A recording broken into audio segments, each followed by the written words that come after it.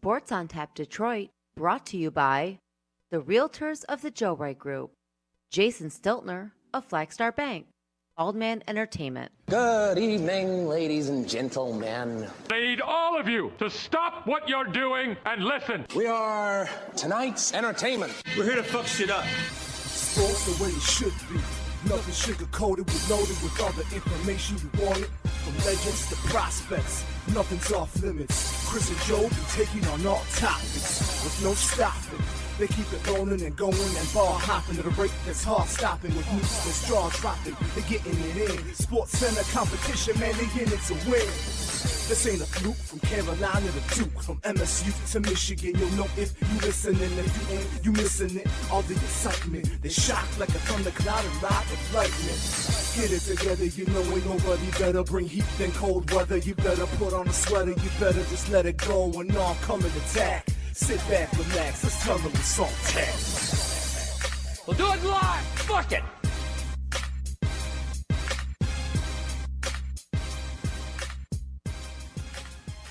Oh no!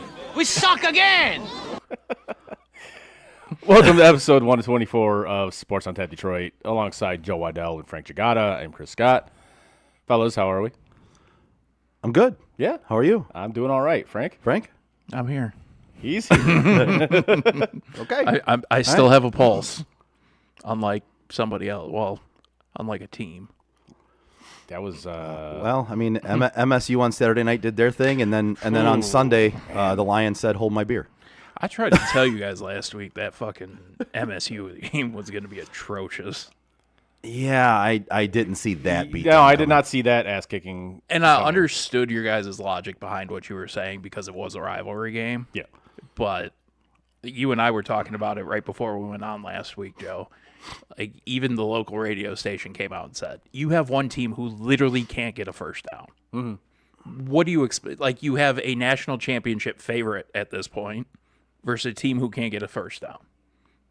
That are going to vacate all the wins and get banned from postseason play.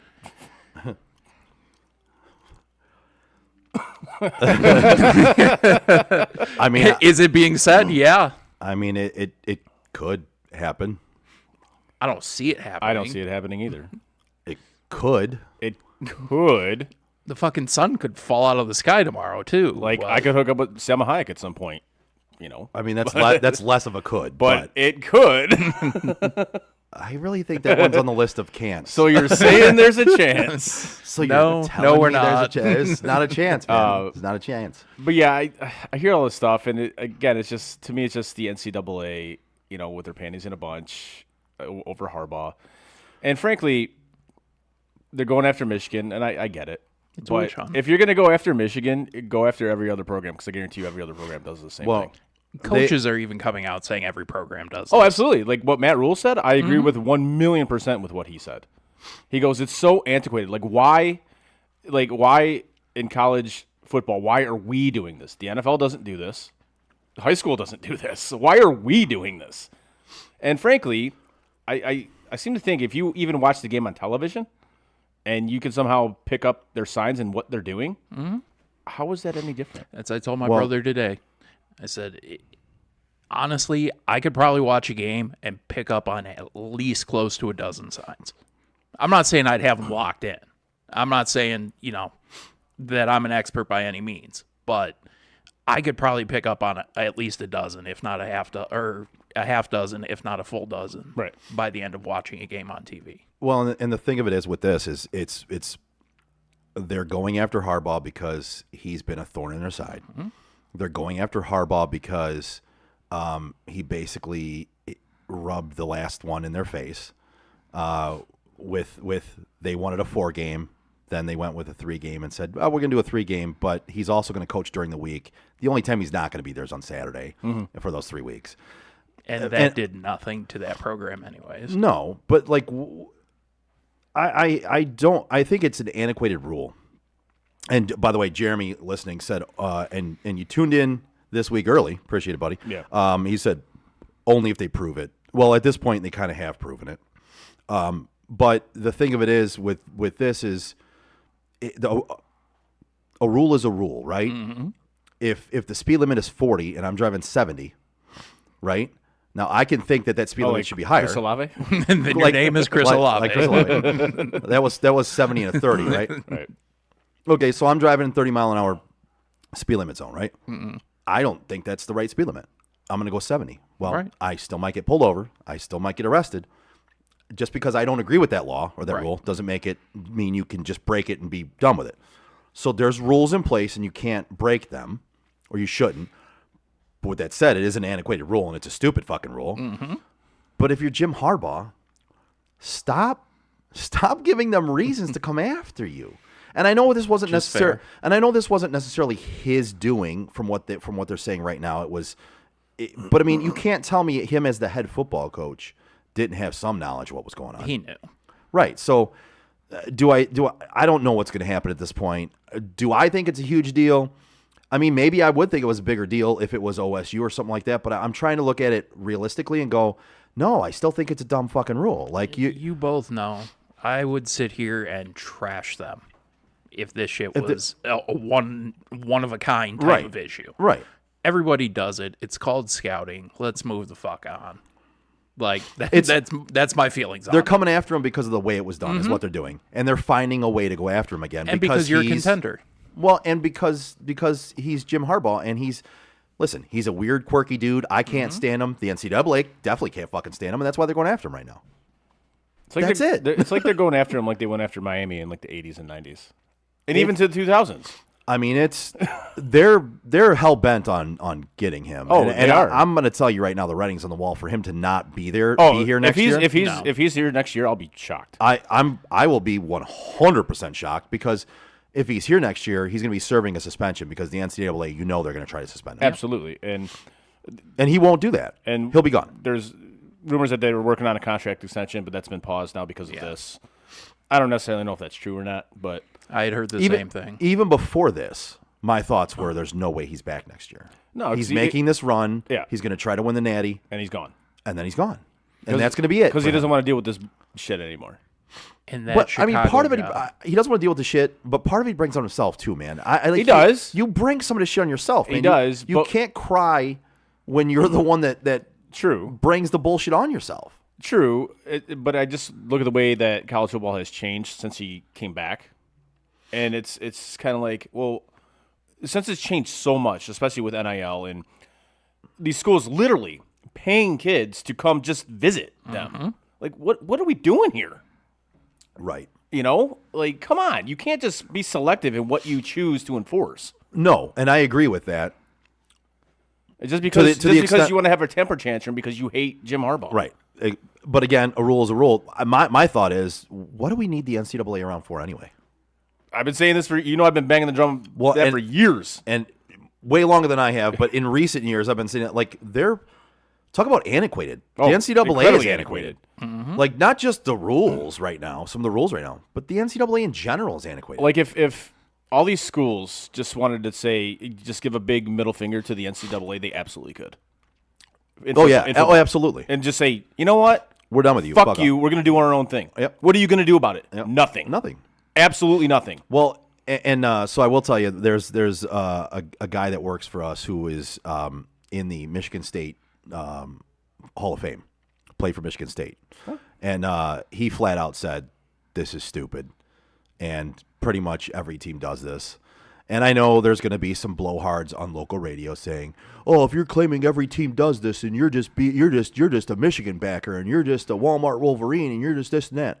No, I mean I've heard a lot of people from around college football say it's almost unanimous. Yeah, I've heard a lot of people from around college football say, no, pretty much everybody does this. And this is why I said not to this extent or not to this specific Right. way of doing it. Maybe they tweak it a little bit. Maybe they don't necessarily break this rule 100% or whatever. But pretty much every school does this.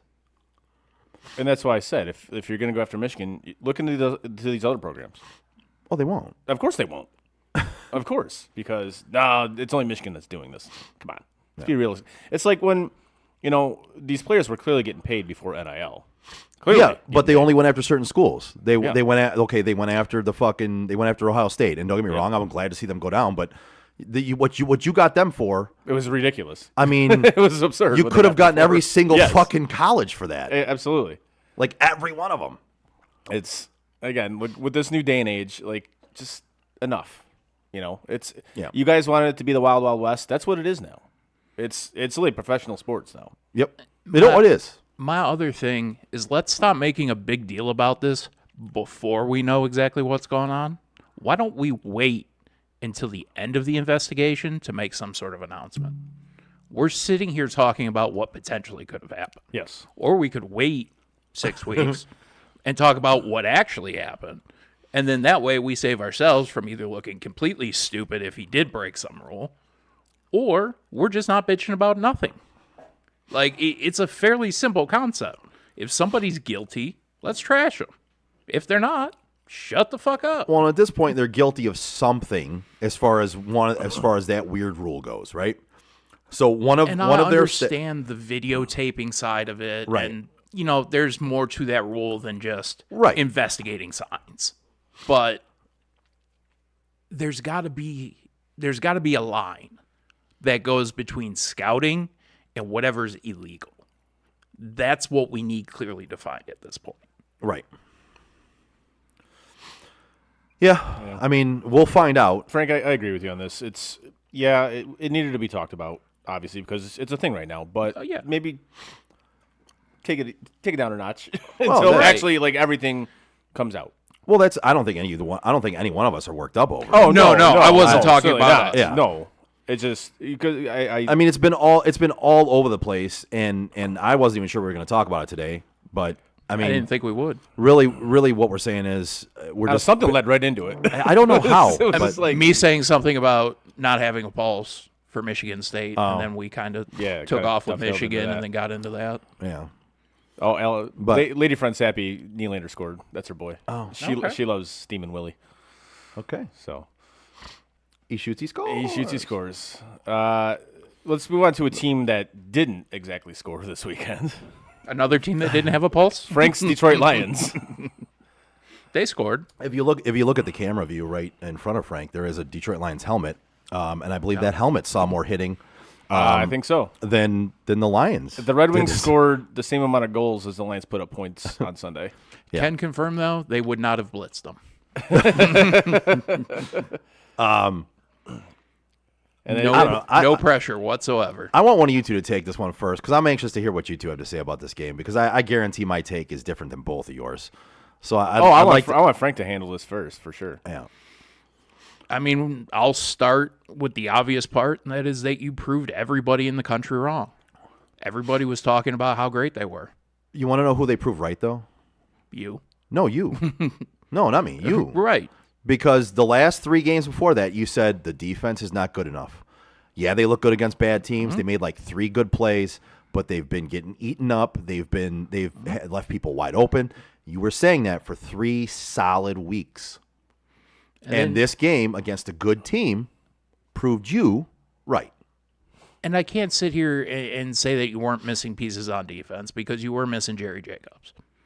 Is he leading the league in interceptions right now? Yes. If you watch the first game and any game the past 2 years, Jerry Jacobs is not that important. Stud player for the last few weeks. I'll give him that. He's earned that credit. Not that important of a piece. You can replace him with Will Harris very easily. To that point, I will say even without him, the team was not even competitive at all. They didn't do anything. And I was having an argument with one of my buddies the other day on is SOL still alive? Yes, it is. Because you can't. Until you kill it, it's still there. It's still there. And to are me- they chipping away at it? Yes, slowly, but they are. However, you can't have all this national praise, be in everybody's top 5 in power rankings, and then just go get absolutely dummied on the road against a good team You like got that. punched square in the mouth in that game. And to me, it's not this. This game doesn't tell me that they're still SOL. Oh, to me, this yeah, game. right. To me, this game, and I'm more on the. Okay, maybe you're a good team that had a 1 bad week, right? Yeah. Right. Because And I'm not saying they're not a good team. I know you're not. Yeah. Maybe they're a good team that had 1 bad week, which happens. We've seen it, right? I mean, we saw San Francisco lose 2 weeks in a row now to teams they shouldn't have lost to. Right. One of them, my Browns. We One of them, primetime Kirk Cousins. who tried to give the game away the first series of the game. He tried to give it away again, but the guy was like, "No, fuck you! You're not doing this again." And then Buffalo this week losing to New England, I mean, there's Philadelphia losing to the Jets. You know what I mean? Like, those are still good teams. We know they're good teams, right? San Francisco's got some problems. They have offense and defensive line problems the last 2 weeks where they're getting dummied in the trenches, which is where they're losing the games. That's not like them. With the Lions, this might be a one-off. This might be all right, you had a really bad fucking week, man, right? You got to come back and show that you're that. But for SOL, for me, I said it at the beginning of the year, and I'll continue to say it, man. This 1, 2, 3, 4 games throughout a season, to me, doesn't kill SOL. SOL's been alive too long. Right. What kills SOL, and I think it's a broad range thought on this one is you've made playoff games before. Even during SOL, you made recently, right. You've made playoffs. So, no, you gotta winning your division goes a long way. You got to do that, especially in this division this year. Yeah, this division, yes. Especially with the schedule you have. Yes, this division is gift wrapped for you. And the schedule's gift wrap at this point. They play one more fucking team with a winning record after this, maybe. Right. Maybe 2. They play one more winning team. Dallas. And Dallas is, I think, is only 3-2 right now. So as far as winning team goes, that could change 2 weeks from now. And the Chargers might be a winning team by then. The Chargers are the Chargers. You could play a really close game. At the end of it, they're going to give it to you. It's just what's going to happen. I would as long as Staley's head coach. Right now, I'm saying take the over in that game. 100% take the over in that. The other thing that I looked into, and this was being talked about on ESPN this morning, they only play one game coming up outside. Everything else is indoors. You have a gravy schedule indoors going into quite possibly a first-round bye. With the way your schedule's set up, there's no reason you can't get a first-round bye. Right. No. And I agree with that. That's why I kept saying 15-2 was my line. 15-2 was my line. If we were going to talk about this team being what ESPN was talking about, what Stephen A. kept talking about, what fucking what's his nuts on the Rich Eisen show, what every Joe Blow in the Detroit area is talking about. Right. If you want me to buy in, you want me to believe they're that team, 15-2 is my bar, and that's a very achievable bar because at this point you choked this past weekend. You need to turn around and blow Dallas out of the water. Otherwise, you don't have a fighting chance come playoff time. Well, and listen, they blew the game against Seattle. But again, we talk about this. We all agree. In the NFL, you could be a really good team and lose games. Mm-hmm. It's going to happen. Like, you're not every team has lost a game with the exception of one. Exactly. And the Niners, who are fully regarded as the best team in the NFL right now, have lost 2. Yeah, in the last 2 weeks. Punched in the mouth 2 weeks in a row. They talk about getting dummy 2 weeks in a row. They did. And again, they're losing in the trenches. But with SOL, it's win the division, and to me, it has to be win a playoff game. And then SOL's dead. And the fight back I got from this about the SOL thing is like, oh, it's dead because they're playing different. I'm like, I don't. It doesn't matter. Yep. Like, who cares if they're playing different? They can finish 15-2, like Frank was talking about. But if they go into that first playoff game and they lose, it's still a thing, man. It's still a thing. And that's why I said it's a thing until you kill it. Exactly. Yeah. And it's not dead. I'm sorry for all you people who so desperately want it to be dead. It's not. It's not dead yet. Could it be? Your friend? Yes, it could be. I think your friend is right? Yes, I think it is dead, but it needs to be killed for people to believe that. Right. Like, you have to prove that. There's nothing on your schedule that's going to prove that SOL is dead until you hit the playoffs. And I mean this. I don't mean this with any offense. I'm about to say something I hope you don't take it offense. I hope he does. Please don't storm off the show on me, Frank. Hello, he's getting ready. But of course, every Lions fan is going to say it's dead right now. Yes. I mean, because that's what they want. Right. So of course the Lions fans are going to say that. This has been something for so long. You have to, and you have it right. You have to actually kill it first. Mm-hmm. Like, you haven't killed it. You can believe it's dead.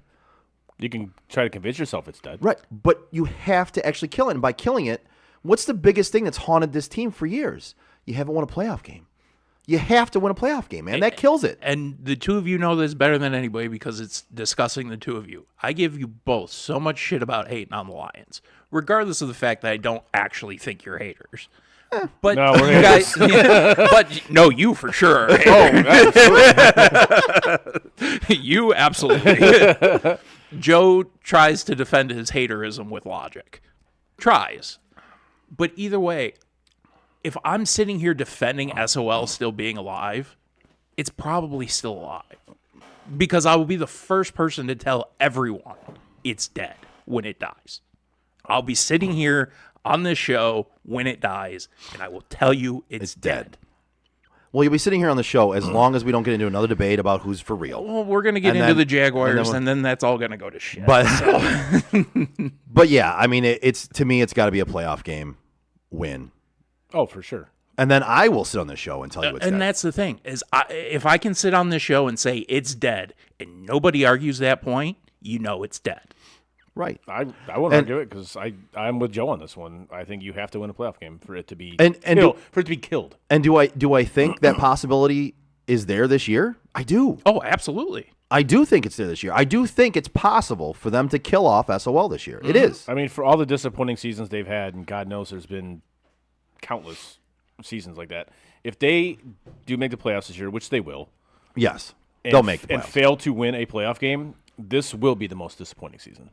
Oh yeah, because you've basically worse than 0-16. You've basically gotten everybody's hopes Yeah. up here and then dropped them. Worse than 0-16. But Worse than literally like any other. But again, at least I will say this will be the most disappointing season. But at least the Lions fans will then have something to look forward to next year because they do show promise. They do show this isn't just a 1 year. You're going to make the playoffs this year, lose out, and then next year you're going to shit the bed again, right? I mean, I think that thought process is gone at this point. Some of us are a little hesitant to say that, but I mean. I'll believe they won't suck next year when they don't suck next year. Well, and I'm kind of with you there, and I'm trying not to be a hater by saying that, but I agree. But by saying that, that just feeds into the SOL. It does, right? Because you've seen it so many times, and that is SOL. I've seen a 5-1 start just get blown out of the water and turn to complete shit before. Like everybody's sitting here talking about Super Bowls. Well, how about we just worry about going like 6-1 and then 7-1? That's what I just do. I just look at Frank's Facebook page. It says Super Bowl, not Super Bowl. I know. He's like Seth Rollins. I love football. I hate football. Whatever the Bears do. I will say that my buddy at work, Sean, he texted me. We were talking before on Sunday because I wanted to work a little bit Sunday before the football, and of course he's a huge Lions fan. And like most Lions fans, they're saying it out loud. Most of them are saying it out loud, but some of them are not. They really have Super Bowl thoughts, right? Oh, yeah. That's there now. That thought is in my mind. I will own that completely. And so he texted me. It was like 28-0. They had just scored their 28th point, and he texted me. He goes, Super Bowl. I don't know the exact I was like, timestamp, that's fucking awesome. That's hilarious. But my no Super Bowl post went up before halftime. I Oh, know for that sure. factually. Like we were golfing on Sunday, and we got done. And we went to grab some lunch after golf, and we got there. I'd say about mid first quarter. Okay. And it was already 14-0. I'm like, what the fuck happened here? So you saw the game 2 series into it. Yeah, yeah. Because they scored, I think, on every possession. Yeah, pretty much. Pretty close. They had a few punts, but Okay. Yeah. I didn't see them punt, but I also shut the game off before halftime ever hit. I believe Eric did as well because he literally texted in the group text and was like, "Yeah, I'm going to watch something else." I was in the middle of a Sons of Anarchy rewatch, and it was just like, I could keep watching this, or I could watch TV characters get killed. Jeremy says Montgomery needs to get and stay healthy. The Lions need that aggressive run game. I don't disagree with you, and I'm sorry, people. I don't think Jahmyr Gibbs is the guy. You want my honest opinion? Yeah. Trade deadline, go get a running back. No, we want you to lie. Lie to us. I mean, there's things I can say to make you feel better about the situation, but at the end of the day, go get a running back. I think Gibbs is a great weapon to have. I don't think he's a number 2 running back. Go get Derrick Henry. I hear he's available. I hear that whole team's available. I hear there's a lot of teams that are about to start selling. Yeah. Does the offensive line open up a hole enough for a guy like Derrick Henry to get through? I think so. Because Yeah, I do. Montgomery has to kind of shift in and out of that line. But that's the kind of running back he is, though. But He and Montgomery is also kind of a bruiser. A lot of his yards have come just just taking the hole. And Right, but I'm saying to hit that hole, he's got to get up to the line and then navigate through the line. So he does to what hit the hole. he does what Le'Veon Bell did. Yes. Yeah. I think that's just, Actually, that's a great comparison. I think that's just a running style. Like, Okay. I think that's just what it is. You kind of He's see just a patient runner. Yeah, exactly. I So would- he- yeah. I would say I wouldn't want Derrick Henry because I think he's lost it. I don't think he's would agree with got that. what he had before. We've been saying that for And a I couple don't- years now. Yeah, but this year he's not great, and he's on the downturn, and you would basically be trying to get him just for this year because I don't see him having great years after this year. I just don't. A guy that hits all aspects of what you need, and he's an expiring contract, is Delvin Cook. He can receive out of the backfield. Yeah, He can hit the hole. His deal's up at the end of the year, so if it doesn't work out, you're not tied to him. And he's not going to cost anything. Jets just want to get rid of that contract. I got to tell you, I like Montgomery for them. He just needs to get and stay healthy, like Jeremy said. I think he's the best running back you guys are going to have this Oh, year. I no really doubt. do. But I'm saying as a two behind him, Yeah. Gibbs, flex him out into the slot if you want to, make him available in other aspects of the game. But when it comes down to running between the tackles, he's not the guy right now. Nope. And I'll be honest with you, from looking in this game, I don't think he's ever going to be that guy. That's very possible. He's going to be a gadget player. He's going to be a shifty guy, but I don't think he's going to be a full-time running back. I think that was a little bit of a mistake pick for them. I think they would have been better off staying where they were at and taking Jalen Carter. I mean, I think that would have helped them tremendously. Seeing much everything more. the way it's played out, 100%. Yeah. But I mean, I was saying that Go ahead. before the draft. I was saying that. No, like you I- got to take Jalen, and they just didn't, man. I just didn't see it, but whatever. And we had the conversation, I think, last week or the week before. He had so much fucking baggage that was coming with him. It's hard to carry a manslaughter charge, a potential manslaughter charge, into a draft and expect that guy's draft status isn't going to be affected. Like, Yeah, but- I'm glad it worked out for him and everything cleared up and everything. I mean, I happened the way it absolutely did. would have taken him no matter what team I was coaching. Or Right, but that's not what the Lions do. And you know that's not what the I know. Lions Yeah. do. I know, but I mean that's maybe that's part of their mistake. And It's and been I part want of their mistake for years. I want to get our weekly Frank take on Jamison Williams. Where you at on him this week? I mean, did he do anything? No, he had 6 targets, 2 drops. No, he did. I not. mean, I will defend this. 0 catches. I was watching Goff try to throw that ball, and it was just as ugly as the one we debated last week. But, like, I don't think anybody was catching anything other than Amon-Ra. I mean, And that's because everything he was catching was within 5 yards of Goff. yeah, I just It just watching golf on Sunday, it looked like he had trouble just throwing the ball. Was it the wind? Is I don't his hand like fucked everything. up? Everything looked like it just came out like weird Yeah. and slow out of his hand. It was like it looked like a Tebow pass. Like it was weird. That's even being generous. Like I'm like, is there something wrong with his hand? Is something wrong? Like Yeah. is he not gripping the ball properly? What's the deal here? Yeah, that's where, we can talk about it jokingly, but if you can't throw the ball, how the hell are you supposed to catch it? well, I mean, Amon-Ra don't have a problem. Because everything he's catching's from me to Chris. Yes. It's like, here, Chris, don't drop my phone. Ready?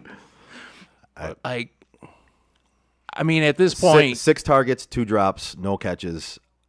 Just you're a first round draft pick that yeah. has Oh, at this done point, you're a bust. nothing. You're, regardless of even playing, what'd you say, the 7 games when we talked about this a couple weeks ago? Yeah, I believe it was 7 games last year, and then now he's played like I think I could have to look it up total, but he's played it. We'll call it 15 games. Yeah, But that's what I love is after the Tampa Bay game, I saw some Leos fans on the Twitter saying, "Oh, nobody better say anything about Jameson Williams again being a bust." I'm like, it's one game. He had 1 catch. It's one game. it was Calm down. one catch. One catch.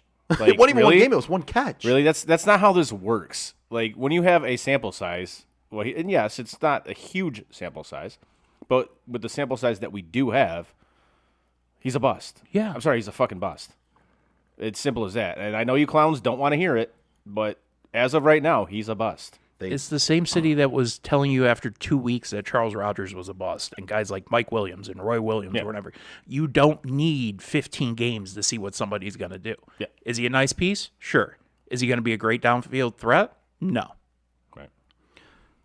He had 6 games last year. Okay. 9 targets, 1 catch, 41 yards, and a touchdown. 3 games this year. He's got 12 targets, 4 catches, 55 yards, and a touchdown. He's got 21 targets total in 9 games, 5 catches for a total of 96 yards. So Watching that game last night, Jordan Addison, a rookie this year, He looked good. outdid Jamison Williams' entire career so far in one fucking game. He looked really good last night. if it were possible, he would have outdone it in one play. Right. Bobby Becker says, I remember seeing his reaction after getting drafted. From that point on, I was skeptical about his desire to be here and if he would be productive. He has not been. I agree with you, Bobby. He has to play to be productive. Right. Right. Well, That's simple. With how much time you've missed, I count him as a bust just alone from missing that time. Well, and the injury time that he missed was not – the Lions knew he was going to miss that last year, Yeah, right? but everything else. But everything else, and you've played 9 games right now, and you've done basically nothing in those 9 games. I mean, it's man. From what you're telling me with those numbers, is a blind squirrel gets a nut every now and then. That's all that's telling me. Yeah. Well, So, I mean, there's still a lot of Lions backers out there that are going to – they really are. They're going to defend him until he's gone. They're going to defend him until he's gone, and then they're going to be like, yeah, I'm glad he's gone now. he sucked. He was terrible. Which is a thing of every fan base. Every fan base does that. And then he'll go somewhere and he'll have Aaron Rodgers throwing the ball 100 yards downfield to him, and he'll catch 3 touchdowns in a season. They'll be telling you, oh, I told you he was great. I told you he was great. That's how it works. Well, and what? Just like all the Browns fans right now, all the ones that were all about defending Deshaun Watson and defending that trade. How's that working out man, for you? I got blasted You by did these get fucking blasted. people. I'm talking You about. did. I got blasted by these fucking people when he got traded to them. But now every fucking one of them's out there going, "Oh yeah, this is the worst fucking trade ever." Yeah, fucking told you. I tried to tell you when it fucking happened, but you were too busy defending the guy and saying I had a problem against him because he raped people. No, it wasn't why I had a problem with it. I mean, I did have a problem with that, but I also had a problem with the fact that I didn't think the guy could play football anymore. There's something that I've noticed with his situation and then the Kaepernick situation.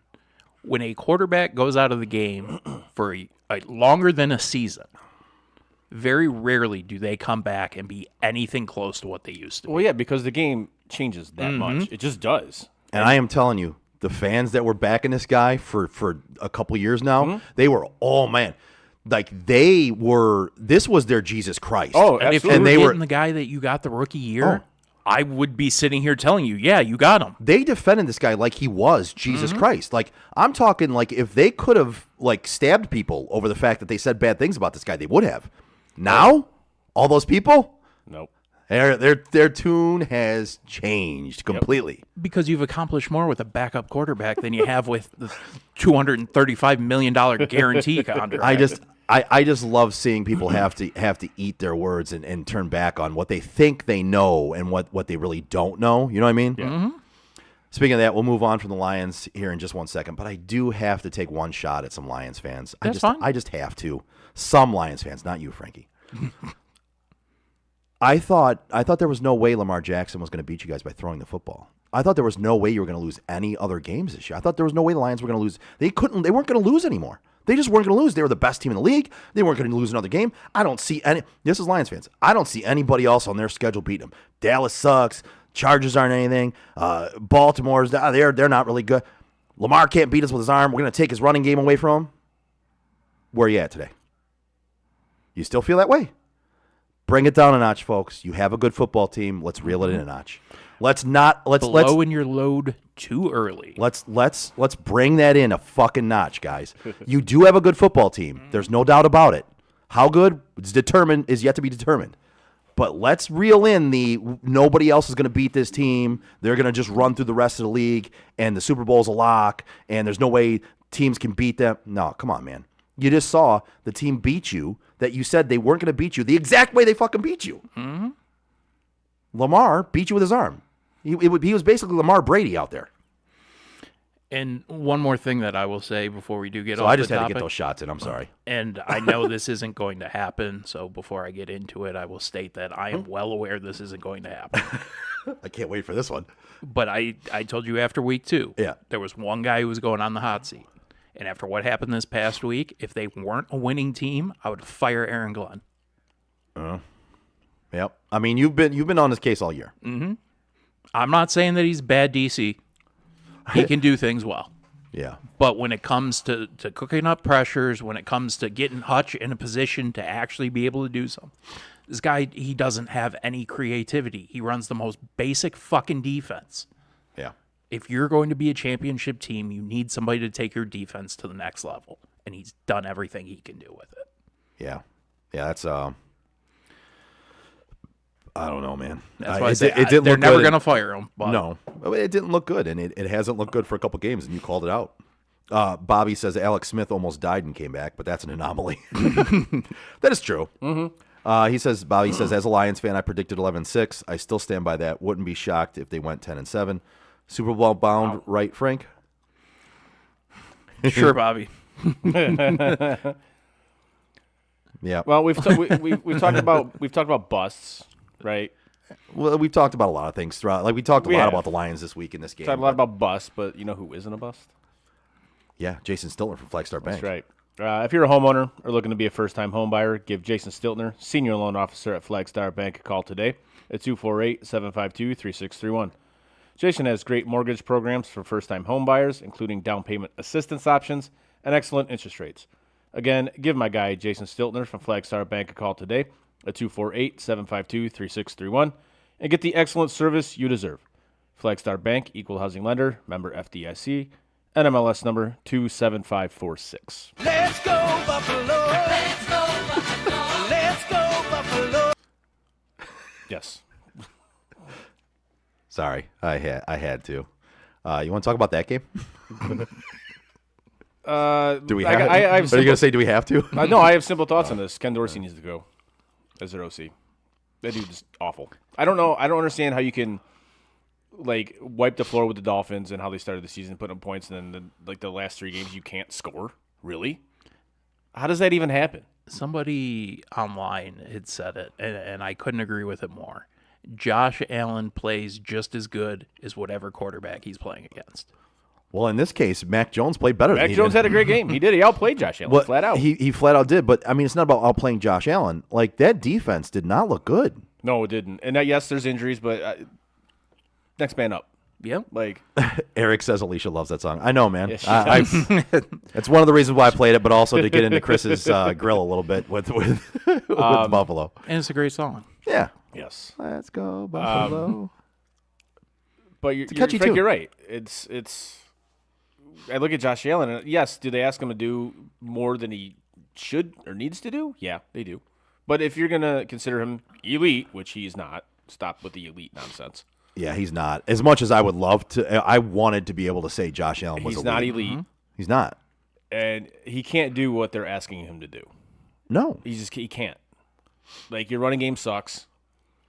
And I think they're trying to predicate that offense far too much to Stephon Diggs. But James Cook had 13 carries for 56 yards, a 4.3 yard per carry average. Right. Run the ball more, man. This is the thing. And when they were fucking doing run the ball. when they were doing that against the Giants, they went away from it.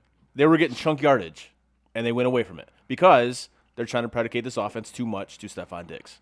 Yeah, Flat out. because he has to get his catches, his targets, Or and else everything he's gonna else. start bitching like another diva wide receiver. This is what these clowns do.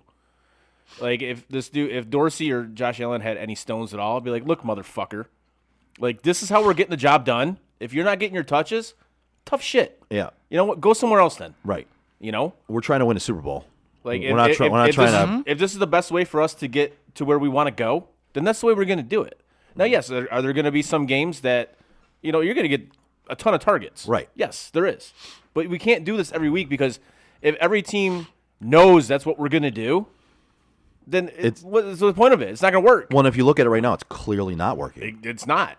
It's one of the things I'll give the Raiders credit on with this season, is they told Adams straight up, you might not see the ball. We're going to do whatever wins us games. Yeah. If you getting one catch in a game wins us a game, that's what we're doing. That's another dumpster fire. But meanwhile, he's getting like fucking 5 catches in the first quarter. Yeah, then nothing The else. last 2 weeks, he hasn't done a whole lot. No, No. I thought this week he had like 5 catches within like the first 3 minutes of the Then game. they may have made him happy this week, and it was the 2 weeks before I'm talking about. But I will pull it up. Yeah, I was gonna take a look myself. Yeah, like that defense is, again, it's got some injuries to it, and if I'm the Bills general manager, yeah, I'm obviously looking to Yeah, last week against New England, he only had 2 for 29. The week before that, he had 4 for 45 against Green Bay. But yeah, he's been up and down. 8 catches, 13 catches, 6, 4, 2, 7. Like, he's had his weeks where he's Devontae Adams. Right. But Yeah, it's up and down. But I like it's whatever wins games. You got to be a team player. I give him credit. Over the years, I haven't seen Devontae Adams turn into the diva that Stephon Diggs has been, that a lot of the wide receivers have been. Like, Diggs has turned into a huge diva. Yeah, he has. He Huge. absolutely has. And again, that's why I say I don't think either Allen or, more specifically, Ken Dorsey has the stones to stand up to him and say, "Look, dude, this is the way we're getting things done. It's working. We're winning. Like running our offense this way. I'm sorry that you're not getting the targets that you're used to, but if defenses are keying on you, which obviously they're going to do, Yeah. and you're going to have to miss out on some targets, man. It's just the way it is. And if we have to run the ball, or if we have to throw the ball to Dawson Knox or Kincaid or Gabe Davis or whatever, then that's what we're going to do. Right. But I don't think they have the stones to do that. I really No, don't. I agree with you. They don't, and they've proven they don't because they keep abandoning the run every week, They do. whether they're winning or not. Yep. Like, they could be up by 2 touchdowns, and they're still abandoning the run to throw the football. What are you doing? It's incredibly irritating to watch. And like I said, with the defense, yeah, they got some injury problems. But every team at this point has injury problems. I'm sorry, that's no excuse. But your GM should be out making phone calls to the Broncos or to the Titans or any of these teams that are starting to have a fire sale. Be like, all right, look, who's available on your defense? And what would it take to get said player?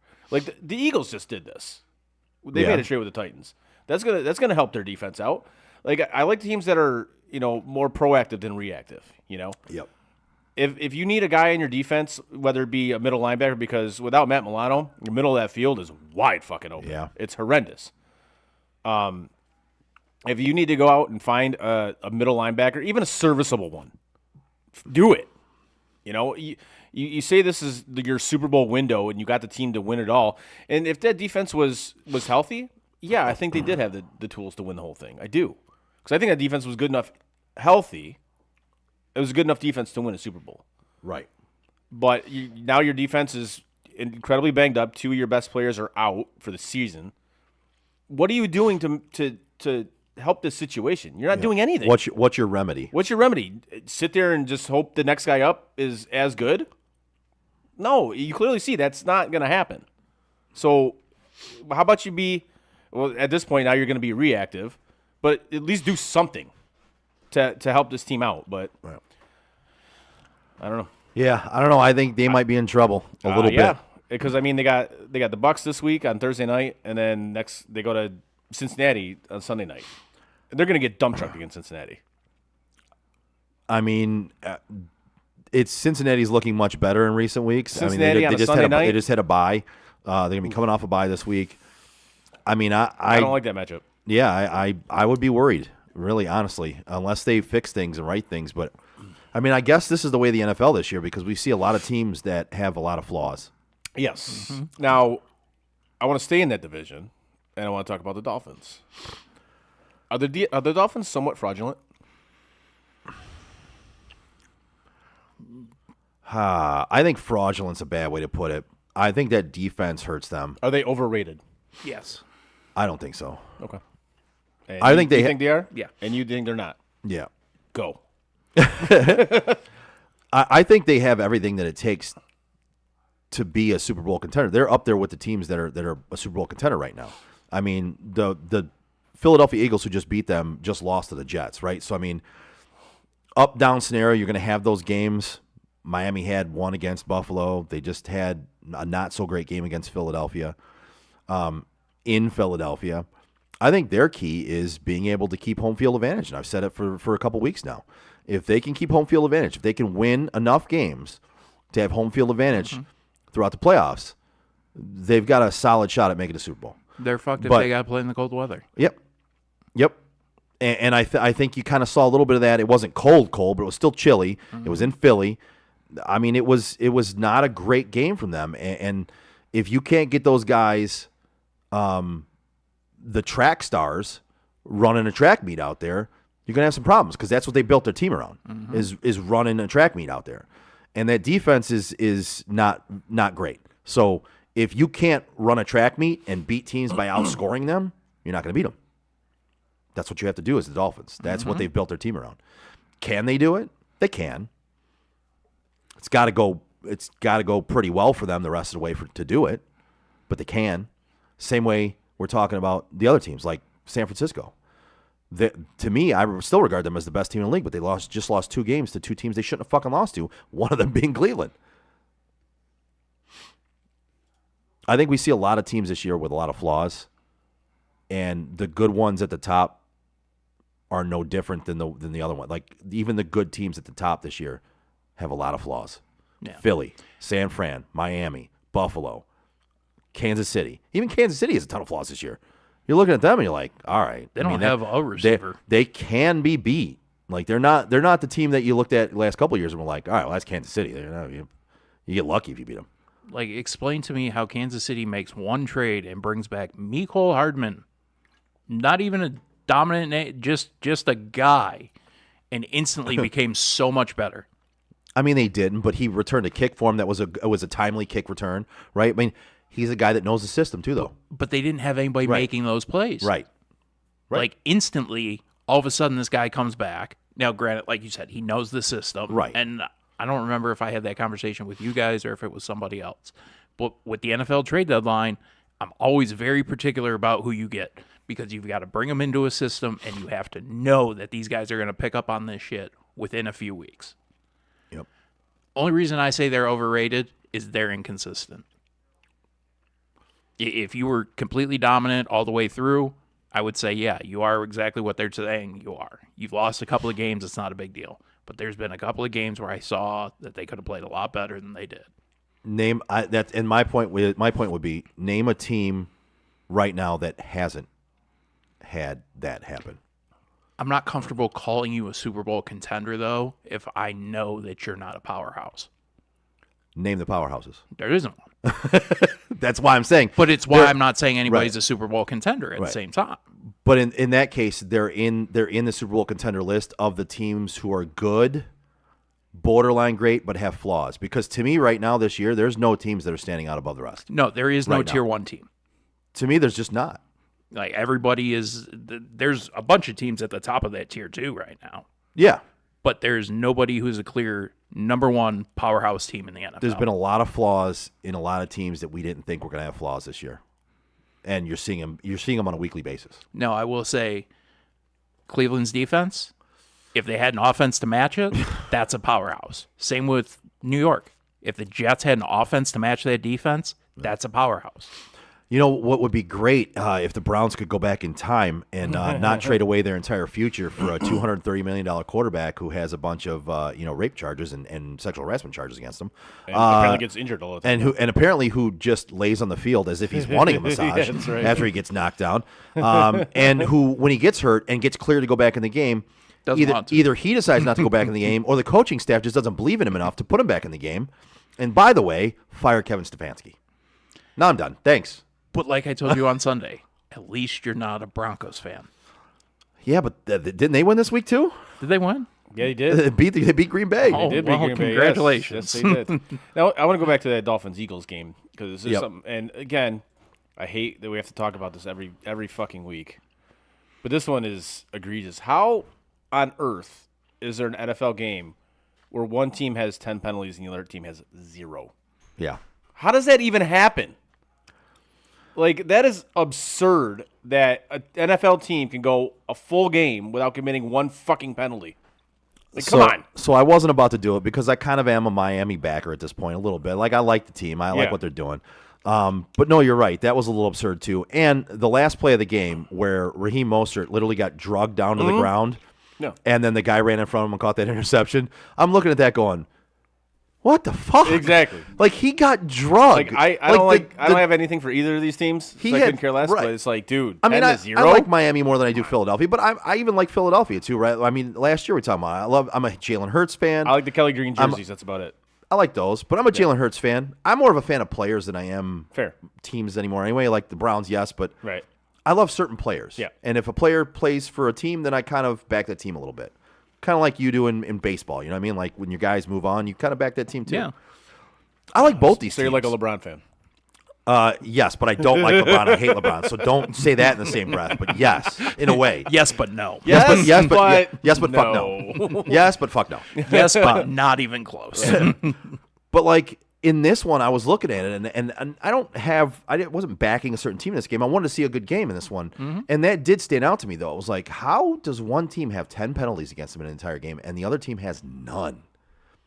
To me, it's physically impossible for a team to not get a penalty. And that's called out why of I the was game. so awestruck by it. I I'm like, mean- how does this even happen? It doesn't. It doesn't. Especially when everybody says there's holding on every play. You tell me you couldn't call one of them? There literally is holding on every play. Really?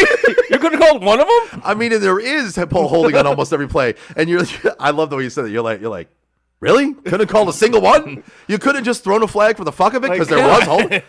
Not one. Like it's absurd to me No. that they had 0 penalties called on them. Again, I don't even know how that happens. But The odds of that happening have to be astronomical. to me, when it really stood out to me that again the last play of the game, dude, Raheem Mostert got mugged, Yeah. got completely drugged down to the ground. His jersey was being pulled, his shoulder pads were being pulled, interception to end the game, and no call. I don't know. It's like, wow, man, all right. And then another officiating issue was in the Colts-Browns game. Like the end of that game. Holy shit, man. There's been a couple weeks in a row now where Wow. Browns games have had bad calls both sides.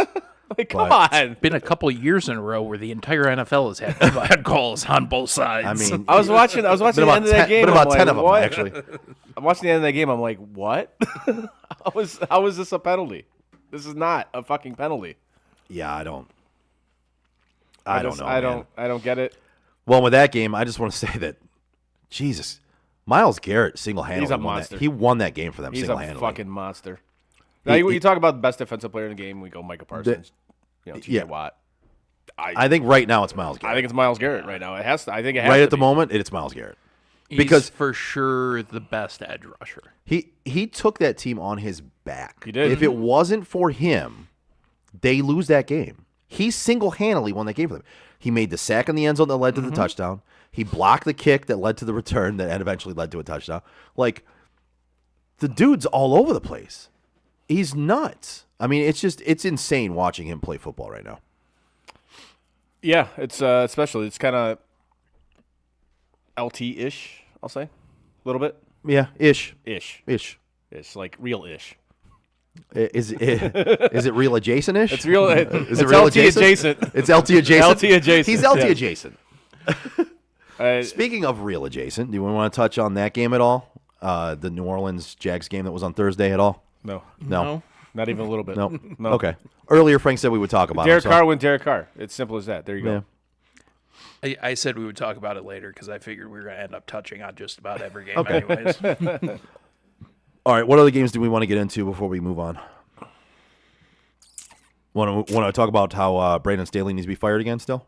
Oh, that guy. That dude's. I don't know how he still has a job. I don't either. And again, another talk about elite quarterbacks. Justin Herbert's not elite. Stop. No, he is not. I'll be honest with you. I would agree with you, but I feel like Brandon Staley's running his fucking career. Like, get him out of there, and then let's determine what Justin Herbert is. With him there, I can't determine what he is because he's so bad at calling a game yeah. that I feel like he might be ruining the kid. I want to see what he's like without this fucking douche there. So if we take the obvious one, we put Patrick Mahomes in the elite category. Yeah. Who else do we put there? Right now, nobody. It's him and everybody else. Okay. Right now, nobody. Because that's the way I was looking at it. Yeah, I don't- I just was setting it up so you guys could at least make a case of somebody. I didn't know if you would go with Burrow or somebody like No, that. right now, nobody.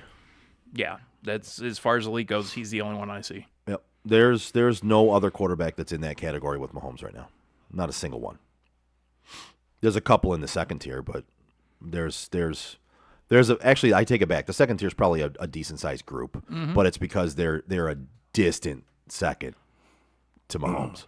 Okay. That was my opinion. One more game I do want to hit on is the Steelers-Rams game. I think that's a big win for the Steelers. It is. They rebounded very nicely. They did.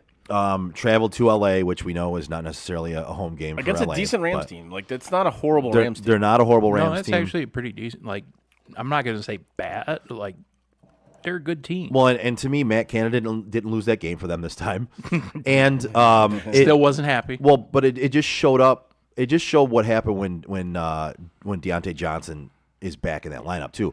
When he comes back and they actually have to cover two different receivers who are speedy and decent. You know what I mean? Deontay Johnson is a good receiver.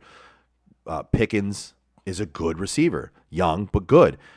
With just him, Pickett to Pickens, like that was all they had. Right. In the past game. And Freiermuth was out. You know, I believe Freiermuth played in this game. Deontay Johnson played in this game. So they had a full array of offensive weapons in this game, and it kind of showed what they can do with those weapons. Now, I still think Matt Canada should be fired, but it showed what can happen when they have all their weapons and you have somebody to take coverage away from Pickens. Yeah. Again, with that, especially in that division, I mean, that's going to be a tough division to win. So wins are huge in that division, and they go across country, especially with how the Steelers have been playing offensively, big time. But hey, that's a big win. Yep. It's just God, this NFL season is so unpredictable, man. It's so unpredictable. I know we've said this in recent years, and I feel like this year is more than any other year, and I feel like I feel like we've built up to this year as we were like, man, it's really unpredictable. Yeah. And then, this year is kind of unpredictable, and then the next year maybe even more. This year's like a coin flip. I'm telling you, I don't think I've ever seen a year where basically every team, like, there's no front runners. There isn't. There's not that one dominant There's team. There's no front runners. That's why I said there's nobody I look at and go, that's a Super Bowl contender. I mean, San Fran 2 weeks ago I would have. Right. But, you know, and I can't really get on about the loss to Cleveland because that's a great defense. But, Right. I mean, Chris made the joke at the beginning of the game yesterday. You just lost to primetime Kirk Cousins. Right. I mean, Nobody loses to primetime Right. Kirk Cousins. Now, that's I think up until last night it was right. Nobody ever lost to primetime Kirk Cousins. Now, sticking with the 49ers, have we started to soften a little bit on Brock Purdy? No? No. Okay. No, because he's still better than any of the quarterbacks that they've had in that system. And I know they're going to say, everybody says, oh, it's Shanahan's system. Every other quarterback looked great. Purdy has still looked head and shoulders above. I despise the term system quarterback. Well, every fucking quarterback is a system quarterback. Right, because they play in a system. No, but they're going to, they basically say that anybody could thrive under Shanahan. Yeah.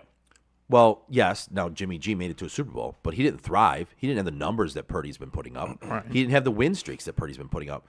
Is that team really good? Yes. They've showed they have flaws in recent weeks. They're losing in the trenches badly the last couple weeks, Which is amazing because they don't do that. Right. Their lines are really good. But I haven't weakened on him. I can see where people might, but to me, he still has. I'm not saying he's the next coming of Brady. No. But I'm saying he's a very capable NFL starter who is going to be able to lead them to a Super Bowl. Right. He makes the right decisions, and that's what I like about the kid is he's able to go through his reads and make the right decisions for the majority of the time. Now, you see when he's rushed a little bit, he'll make the same mistakes that any other quarterback in the league will make. He'll rush a throw. He'll make a bad pass. One of those interceptions last night, though, people want to blame him for it. Jennings stopped running his route. He just stopped and then started again. And you thought, if you didn't see it happen, you'd have been like, why is that throw so far away from Jennings? Like it was 10 yards in front of him. Well, when Jennings came out of his cut, he literally slowed up and then started again when he saw the ball was being thrown his way. Well, that's why, man. Like, it's not always a quarterback's fault, and you got to see some of those things. Now, one of those picks was very much his fault, but that one was like, if Jennings keeps running the route he's supposed to run, that Purdy knows he's supposed to be running, Jennings is making that play. But when he comes out of his route, he slows up. Purdy throws the football where he's supposed to be, he's slowed up. He's not there. So I think the kid is still good. He's not the next coming of Brady, but he's a guy that will be able to get the job done. And if you look at his numbers, if you look at everything that he's done, far and above anybody else that Shanahan's had on that team, he's gotten the job done way better than them. Even Jimmy Garoppolo, who we all know has major flaws. Right. You know who else gets the job done? The Joe Wright Group. That's right. Whether you're buying or selling your home, now is the time to take advantage of having the expertise of 4 real estate agents for the price of 1 on your side. Make the right move with the right group, the Joe Wright Group. Give Craig Joe Wright, Mike Bush, Shane Wilson, and Alex DeRocher a call today at 248-535-4750 to fulfill all of your real estate needs. Yeah. So I did have one question. What do the Giants do? Do you stick with Tyrod? Do you go back to Daniel Jones? You know what they're going to do. They're going back to Jones. Oh, absolutely. Yeah, because they just gave him the bag. Of Yes. course they go back to him. But I what wouldn't. should they do? They should stick with Tyrod. They should absolutely stick with Tyrod. That offense works significantly better with him. Yeah. 'Cause that's kind of what I was thinking. Yeah. I mean, I understand you've got, was it 245? They just gave Yeah, Jones? I think 240, whatever it was. Yeah, Yeah. something like that. You just gave him everything. You gave under him the way sun. too much fucking money is what you did. That's what he's getting. Way too much fucking money. But yeah, I was just like, from looking at Tyrod's numbers from last week, I'm like, why is it even a thought? It shouldn't be. No, but when you got a quarterback making that kind of money. Right. Like, you can't it's like we have to play him. No, you don't. You don't have to play him. I don't care how much money he's making. If the team is better with a guy making significantly less money, Then they're better. then they're Right. stick with that guy. And honestly, if I'm a player on that team and they go back to Danny Dimes, I'm pissed. I'm like, we're winning with this guy. And just because this dude's making the bag, we got to put him in? That's ridiculous. Well, and I that's, mean, he made Waller look like Waller again. right. yes. Yeah. Yes. And I have him on my fantasy team. So please stick with Tyrod. I don't want that pick to be wasted like it has been the first 6 weeks. Speaking of fantasy, this is Arthur Smith thing. I think he's just trolling fantasy football players at this point. Yeah. I love it. I think it's fucking love hysterical. Arthur Smith. I think it's hysterical. I love it. I mean, I don't really care. I have Bijan in one league, and he's not really a big deal for me. But Right. why are you not playing the best player you have on your team? What was he sick? What's going on? and they're being investigated for it. They should be. You're supposed to disclose if a guy's hurt or if he's sick or something. I love it. Have you ever listened to like his interviews or anything? No, I have not. He is the most straight across the board guy Yeah. I've ever listened to. All right. Like no emotion, no excitement, no nothing. Every once in a while he'll say something, you just get a little smirk out of him, and it's like he's fucking with us right now. I think He's the only one who knows it, but he's fucking with us. it was right like now. Mike Shanahan with running backs. Like he was just my totally God. fucking with people. That was Belichick at one point Yeah. too. Which Yeah, but I don't understand this one though. Like, what do you benefit from not playing your best player? But then Also, then what he do you got Kyle benefit- Pitts involved. Also, what do you? What's that? Then he got Kyle Pitts involved. Right. For the first time in 3 fucking years. Yeah. I mean, It's like, okay, Holy shit, the guy's exactly what we thought he was. Holy They just holy threw the shit. ball to him. this guy can actually catch passes. Weird. Instead of just What? running routes. he's not just out there doing cardio. Who's this guy been playing for the last 2 years? That's funny. Hey, you talked about it. We talked about this a little bit yesterday, but the Dolphins on midseason Hard Knocks. I know you seem interested in it. I am interested because I'm a big Mike McDaniel fan. Okay, and Joey, you seem interested in it too. Kind of Because- same reason. Okay. I am a Mike McDaniel fan, which kind of led me to be a fan of the Dolphins a little bit. right. And I'm one of the people from the very beginning when he got drafted that backed Tua and didn't That's think true. he was going to be a failure. So I kind of hitched myself to that wagon. So yeah, I'm gonna watch this a little bit. I like Tua. I have backed him since the day he got drafted. And Mike McDaniel is just a character, man. Dude, he's so entertaining. He is. I want to see what happens in there. I want to watch that a little bit. Now I'm not sitting and watch every episode religiously. I'm not gonna be like, oh, I gotta sit down and watch this. But I am gonna tune in. It's probably gonna be the only midseason one I've ever tuned into. Actually, Yeah, I've never watched midseason ones. no, they had Arizona and Indianapolis, and I think I watched. Arizona wasn't Arizona on the Amazon version of it though? I don't know. No, they were midseason. Were they an actual Yep, Hard Knocks? They were midseason Hard Knocks, and then Indianapolis was midseason Hard Knocks. And I think I total with both of those, and there might have been another one too. I probably watched maybe a half an hour of any of them so far. I haven't watched it since the Lions were on it last season. So out of all those midseason ones, I can say I know for sure I'm going to watch more of this one than I've watched of any of the rest of them combined. Just because I want to see some of that personnel, I want to see some of that. I want to see the locker room. I want to see how that team gets along and everything. But Mike McDaniel's just a fucking character, man. So I'm looking forward to seeing that. Actually, I will say, and not to argue the point, because he is definitely a character. But if you like dig into his backstory and stuff, he's a very motivational dude. Oh yeah, Like he can tell you to the exact hour when he got hired. He can tell you exactly how many days between him getting fired from each job to when he got his next one. he can tell you. He can tell you how uses everything. he can tell you how many days it was that he was out of the league because of his substance abuse. He can tell you obviously he can tell you how many days he's been clean. Like I like people like that. I root for people like that. You know, I mean, That's why I'm a huge Max Crosby fan. right, same. And Waller as well. Like I root for that guy because he battled his Still pissed me off that they broke those two up. Because Battled his having demons. Each other was just huge for both of them. yeah. And I root for stories like that. I root for people like that, guys people that battled their demons, people that came through on the other side, came through, and fought through it. You know what I mean? Like, I think all three of us in this room have battled our own demons at one point in time. You know what I mean? When it comes to anything, like everybody has battled demons. Some of them get a hold of people more than others, and I like seeing the success stories of people who fought through that and who stood up to their demons and got through it. You know what I mean? Plus, how can you not like a guy who's going to rip a vape right on the sideline? That too. Fair enough.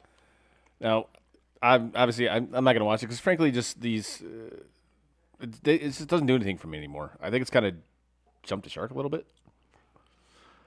I can say I stopped tuning in more than I did Like at first. Like honestly, at this point, like what can you see differently than you haven't seen in like any of the other ones? Like if there's a certain person you want to see and you guys want to see Mike McDaniel, that's cool. Yeah. So I think that's why I watch now. If it's a team I want to watch, if it's a team that interests me, if it's people that interest me that are on that team, if it's a background, if it's something that interests me, a dynamic on that team, I will watch it. Right, and especially now, when it first came out. Yeah. Oh, when it first came out, it was great. Yeah, it was great. When it first came out, it was fantastic. Religious. Remember that Ravens season? It's still one of the best Like ones. the Rams one was good. Rams one was very good. Yeah. But now these teams are like limiting access so much. It's kind of like Well, there's a lot of teams that don't even want to do it. None of them They're want like, to fucking do it. we don't fucking want this. And then you have situations like you had at the beginning of this season, where you have Aaron Rodgers who's not even taking it seriously, and he's just saying the dumbest shit. And this is again, this is another reason why I have no interest in watching it, because it's these teams are being forced to do it. They don't want to do it, so they're gonna fuck around with it. So you're not getting anything real, I guess. But that's also why I'm excited to see Mike McDaniel on it. Because if there's somebody who's going to troll it, it's going to be him.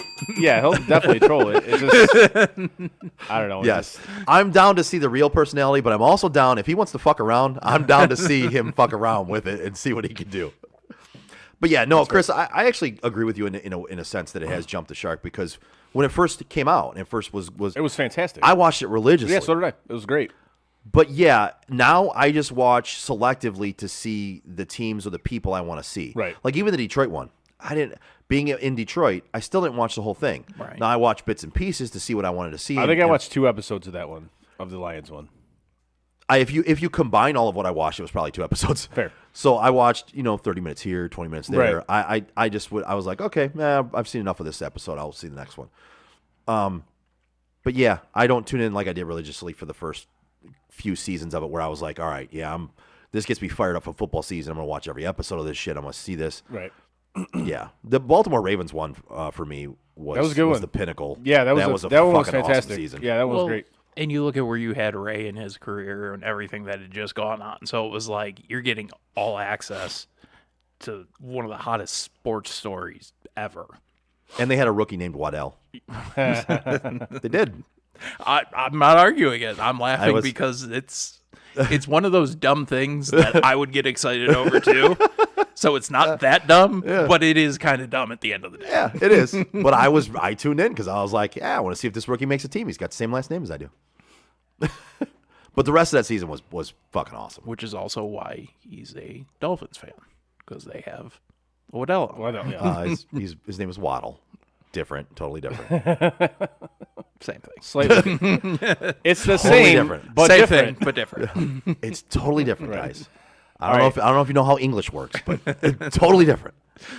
Takes me back to God. What was it? Who's the watermelon guy? Oh, Gallagher. Gallagher. Yeah. Oh, it's the same, but different. Yeah. Goes through, flips all the letters. Yep. Takes me back to that skit. It's the same, But different. But that's not the same. All right, we getting into the picks? Or what are we doing next? Before we hit the picks, I want to hit on the Red Wings really quick, just because they've gotten out to a hot start. They've looked really good. 5-1. Fire, right? They are on fire. 5-1. DeBrincat is killing it right now. DeBrincat's been everything they hoped he would be, and more. Now I look at this and great start, no doubt about it.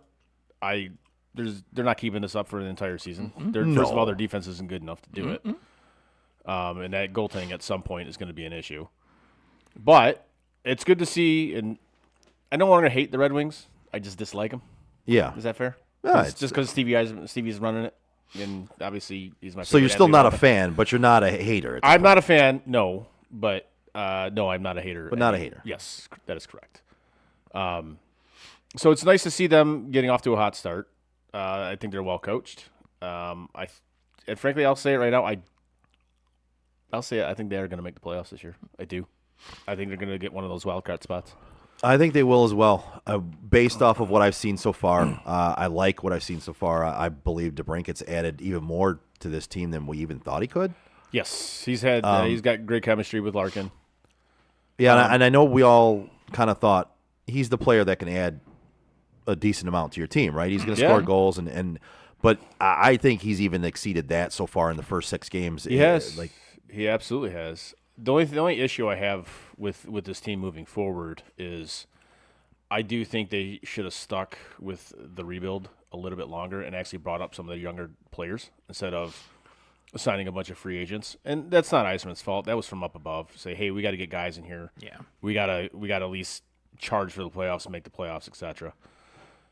Because right now this team, all this team is right now is you're the same team that was toward the end of the playoff streak. That's it. That's all you are. Right now, yeah, and I You're a first round out. yeah, Probably an easy first Like round you look out, at but what Ottawa did, and they stuck with the rebuild, and that team is going to be a wagon short. Well, they stuck with the rebuild, and they got their young guys time on the NHL level Exactly. as That's my opposed point. to That's playing in the exactly my AHL. point. And right now, the Wings have a lot of decent guys right now. They do. Young guys that are playing down in the AHL. Yes. And I was a little disappointed to see some of them not make the roster. But when you look at the roster, you look at it and you go, all right, well, whose spot would they have taken it? Right. And some of those, if they didn't sign the free agents, you're right, they could have taken those spots. Yep. Would they have possibly made the playoffs this year? No, it would have been less of a chance.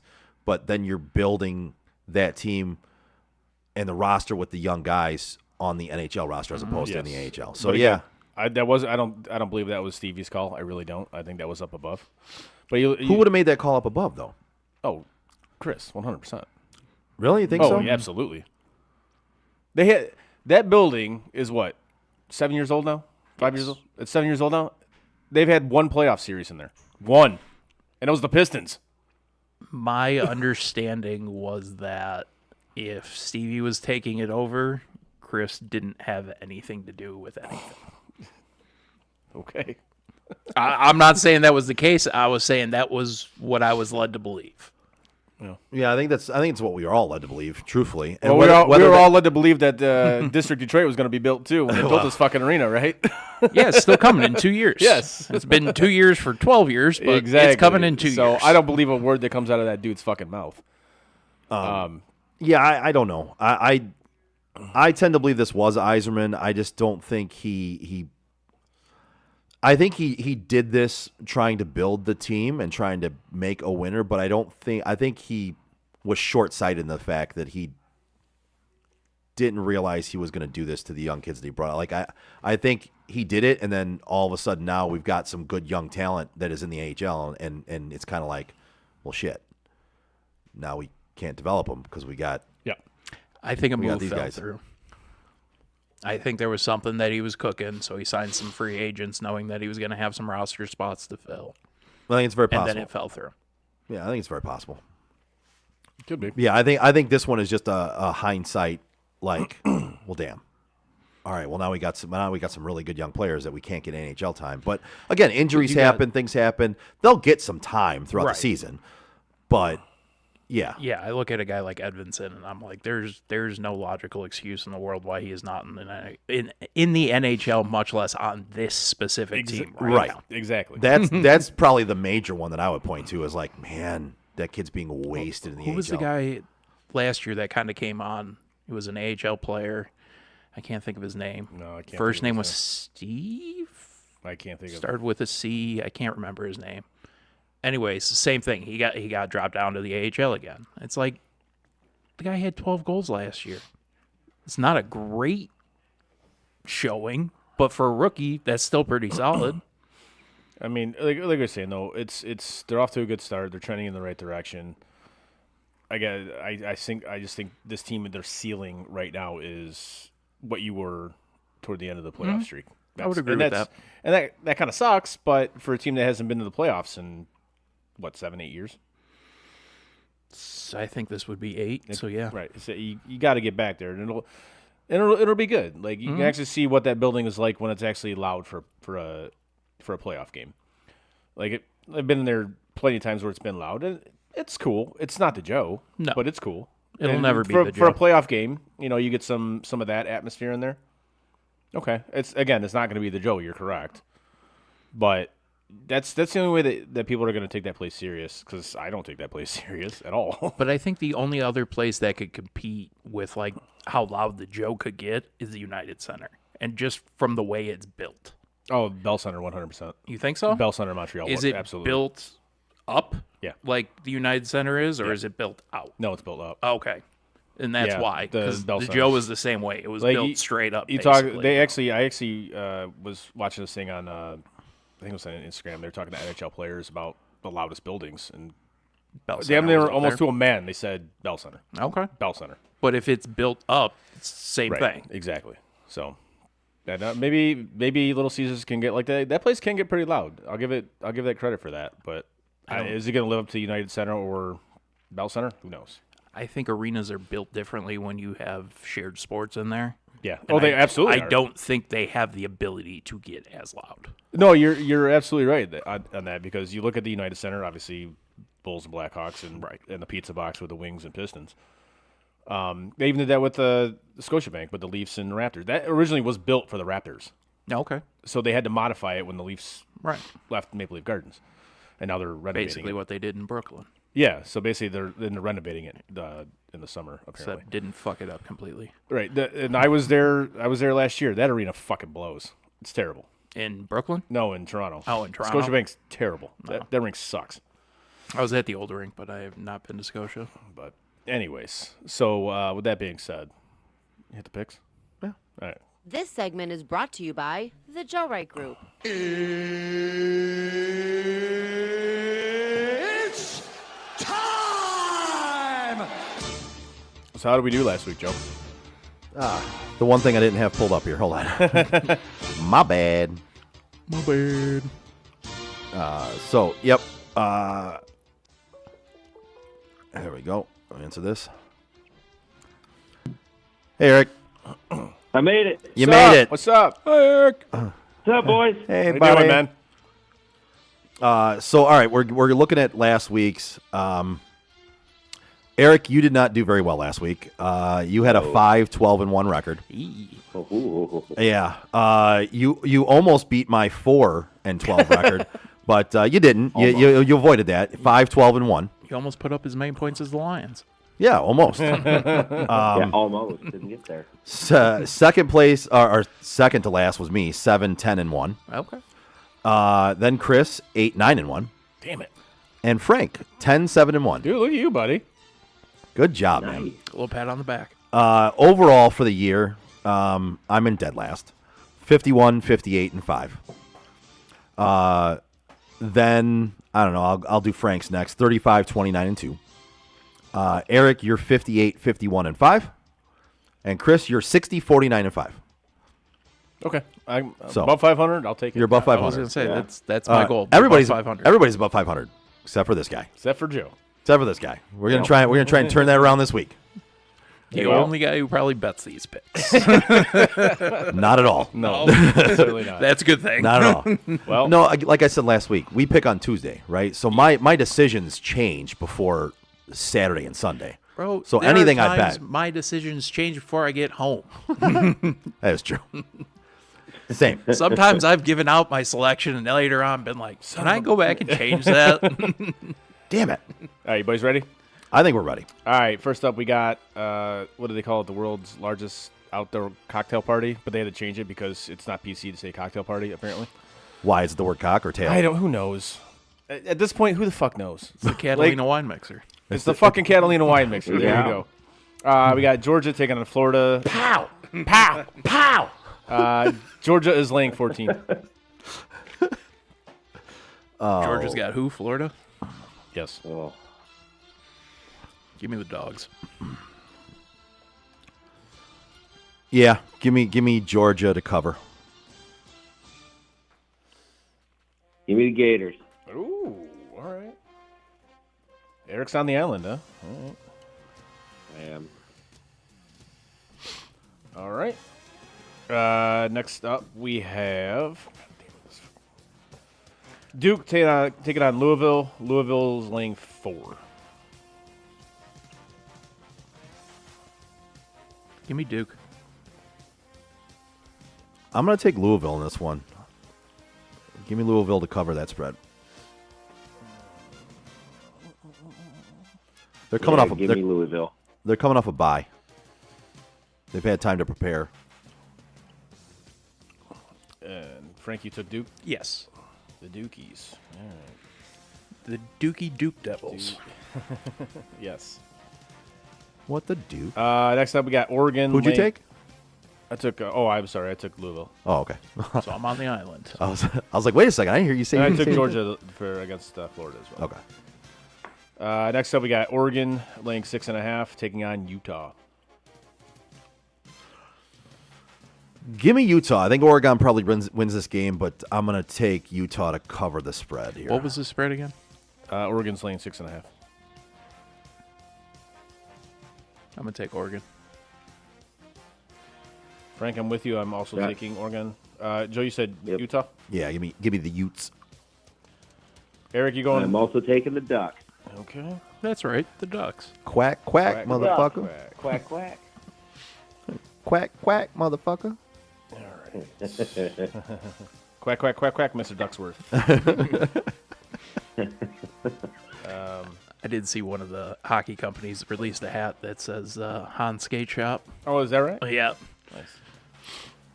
You see they brought that back to Synergy? Are they? Oh, yeah. Oh, Power's dude. bringing it back. Is it going to be branded as Easton, It though? is. Okay. It's the yellow. The yellow The one. yellow one? Uh-huh. Does it got the grip? I don't know if it does. But The yellow one was grip. It's a St. Louis one. Okay. Oh, yeah. I don't like that thing is dope. I might have to look this up. Yeah. Next up, we got Tennessee laying 3.5, taking on Kentucky. Tennessee. Yep, give me Tennessee. Yeah, same here. I am going on the island. I'm taking Kentucky.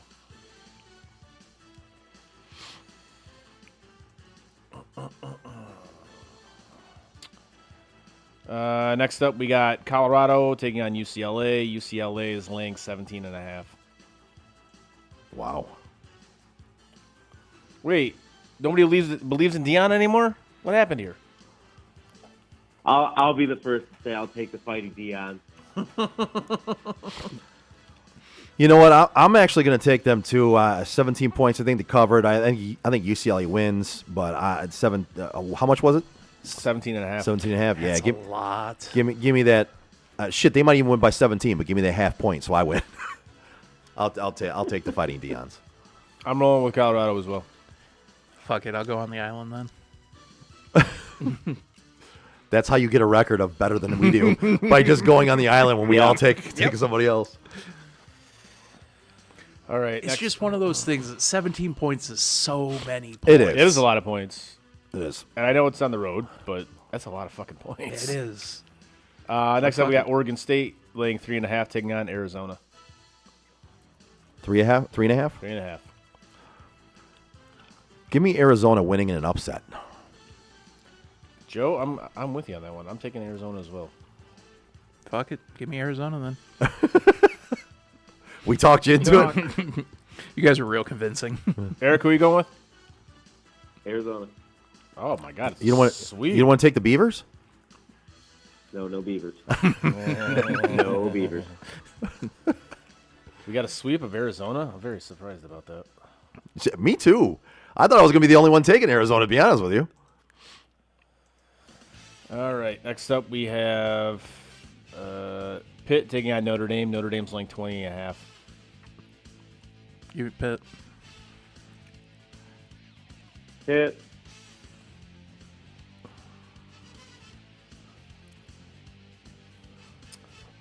Give me Notre Dame.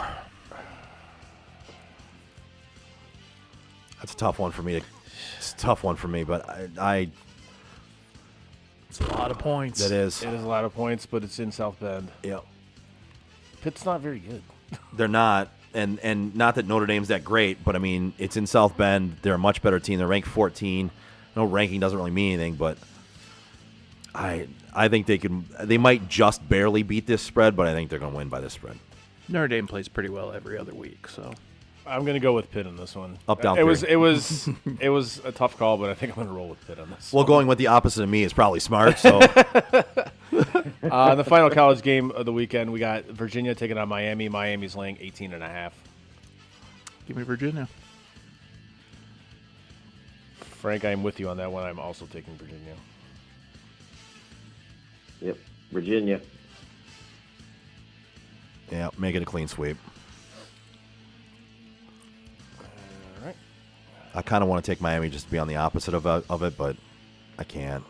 It's a lot of points. I know. It's a lot of points, and especially if they have their backup quarterback playing like they had last week against Clemson, Yeah. they're not going to let that dude do anything. They're just going to run the ball the entire game. Jeremy says bad choice, Joe. I don't know which one you're talking about because they You make a lot of choices. My choices, a lot of my choices have been bad. I have the worst record this year. So, which one, buddy? Moving on to the NFL. First up, we got Tampa Bay taking on Buffalo. Buffalo's laying 8.5. Oof. Give me Tampa. This is easy Yeah, for me. I'm taking yeah, Tampa. give me the Buck.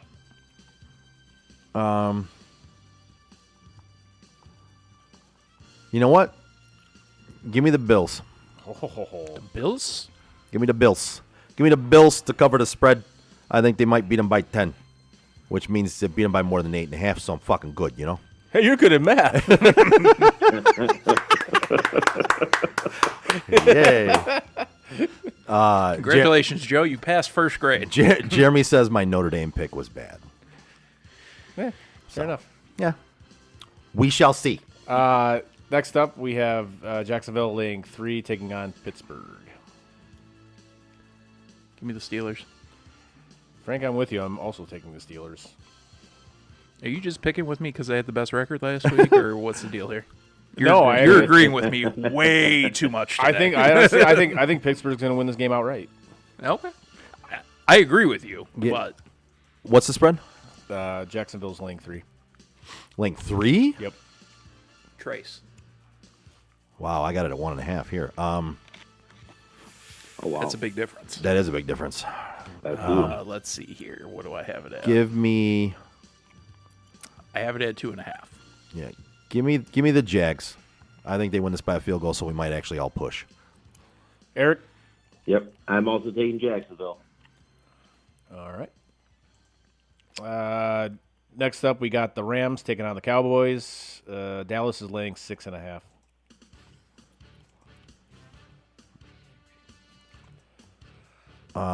Give me LA in this one. Dallas is laying 6.5. Yes. Give me the Rams. Joe, I'm with you. I'm also taking the Rams. I think this game's going to be a shootout. I really do. Give me Yeah. the boys then. You took the boys? Mm-hmm. Who them boys? We them boys. Yeah. Hoda. I don't know what just happened here, but You're lucky I didn't do the arm thing, too. Yep. next up we got That's great. Cleveland taking on Seattle. Seattle's laying 3. Oh, man. Joe, I'm taking your Brownies. Seattle's given 3? Yes. Yeah, give me the Browns as well. I think the Browns actually win this game outright, but even if they don't, I think they'll keep it close. Give me the 3 points. Eric, what say you? I like Cleveland as well. I will take the Sea Chickens.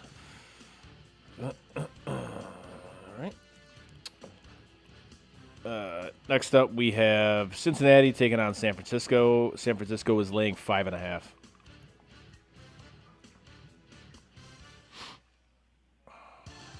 Give me the Bengals. Eric, I'm with you. I'm going to go with the Bengals as well. It's going to be nice. They're outdoors. Give me the Niners in a bounce-back game from the last 2 they've had. Yeah. Give me the Niners. There's no way they're losing 3 in a row. No, I think the Niners will win that game. I just don't think they're going to cover the 5.5. Nah. I think it'll be like Joe I can said, see a this. I can bounce see back. this being a field goal game. Yeah. I think this will be a touchdown win. I'm not saying they're going to blow them out, but I can see this being a Yeah.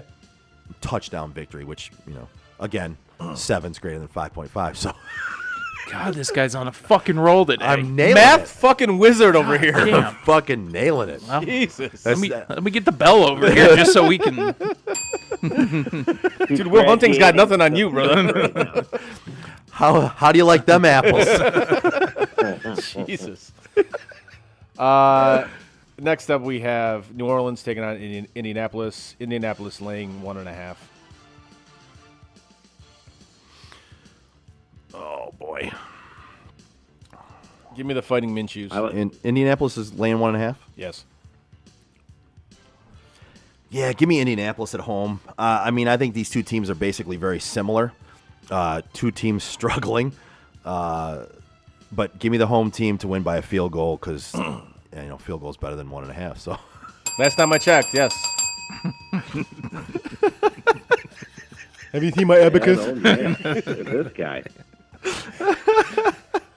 I'm just gonna Joe doesn't even need a calculator on his phone. I'm just He gonna keep got doing. it. I'm just gonna keep doing it right now. Give me the Saints. All right. Eric, who you got? I also like the Saints. All right. Next up, in a game that should be flexed into the fucking sun, the Bears and the Chargers. The Chargers are laying 9. This game's been flexed to Monday at 5 a.m. It should be flexed to the sun. Fucking. Oh shit. Bears and Chargers. And the Chargers are laying 9. Jesus. Yeah. Wow. Give me the Bears, then. Yeah, give me the Bears. Why am I doing this? Yes, give me the Bears too. Why? Holy shit! Why? I am going with the Bears as well. I hate this. Holy cow! I mean, if any other coach is coaching that team other than Brandon Staley, are we all taking the Bears? Yes, we are. We are all taking the Bears on this one. No, If- no, we're not. If any other if any other coach other than Brandon Staley coached the Chargers, we'll be. Oh all no, taking we're the- taking the Chargers. Exactly. Yeah, absolutely. Exactly. Yes. Like, I thought you were asking if we all took No, the Bears. no, we did, but Yes, I mean, okay, yeah. only because Brandon Staley coaches the Chargers. That is correct. Yes. And the final game on the slate, the Frank Gigatta Bowl, the Las Vegas Raiders taking on the Detroit Lions. Detroit is laying 8.5. This is easy for me. I think the Lions are going to absolutely fucking gummy the Raiders in this game. I think they're going to curb stomp them. Give me the Detroit Lions. Yep. Give me the Lions. A lot. Yep. By a million or No, not by a million no, this no, week. no, Nope, they lost the million thing. fair enough? They go on the heater, they get by a million. Out. I thought you guys were going to go $1 million and $1 million and $1. I was going to say Lions by $1 million and $2. So No. Plus, I can't go against the Raiders like that. Why not? loyalty. Yeah, Yeah. I still love them. Yeah, fair enough. They're like my. Never mind. Like you what, Frank? Oh, and those are the picks. All right, so I had one thing before we get out of here. Okay. I was thinking about this the other day while I was watching Red Zone, and since we all kind of hate kickoffs because they're basically pointless now. Fucking pointless. Well, since these guys can kick the ball a fucking mile, how about if you kick it through the uprights, how about we add a point on a kickoff? Doesn't Arena or didn't Arena do something like that? Like if we're gonna make No, kickoffs because Arena always arena football, you could always kick. I know in the CFL you get a point for a punt or something like that if Yeah. it goes out of bounds or goes through the uprights or some shit like that. Anyways, but yeah, I mean if we're gonna basically just have kickoffs that go out of the fucking end zone Right. anyways, well, let's make it worth it now. If you kick it through the uprights, you should get a fucking point for it. It would make kickers more worthwhile. Agreed. I think this would be a fucking game changer. I really do. Where do you move the kickoffs back to, though? I can't say I hate it. Just keep it where it's at. Keep it where it's at? Yeah, absolutely. You still got to be accurate with it. I think you're going to get too many So what? from where it's at now. I disagree with that. Yeah, because again, these fuckers can't even make extra points. It's true. That's true. Most of those Well, kickoffs. Are only I getting retract about my halfway previous into the end statement. zone. What was that, Eric?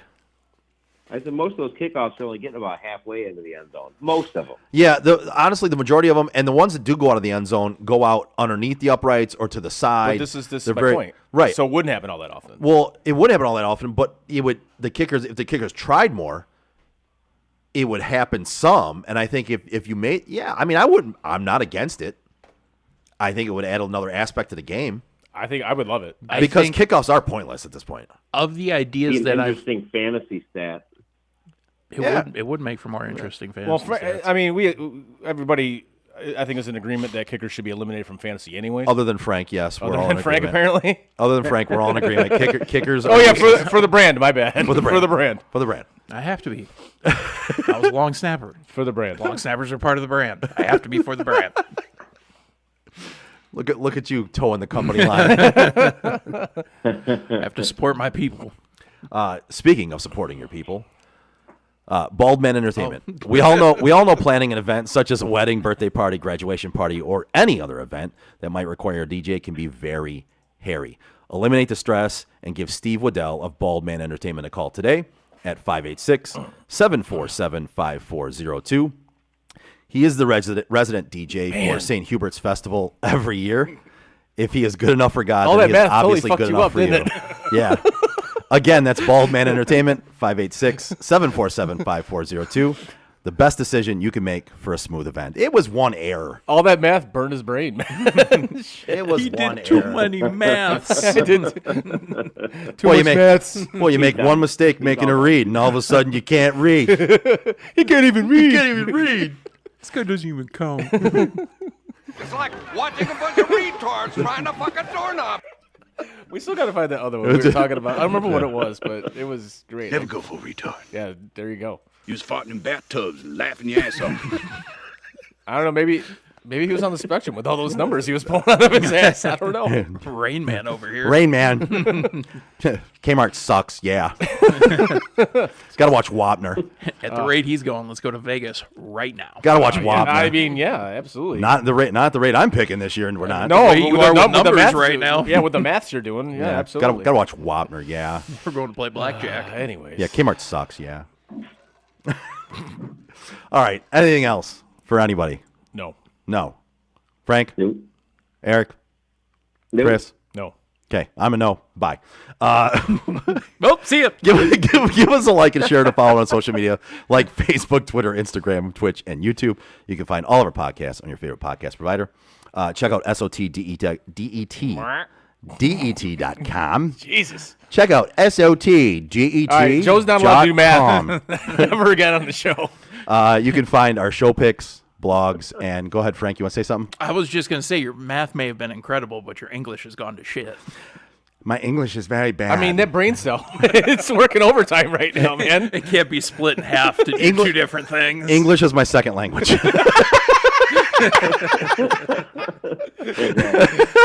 I mean, I think it's on full display tonight.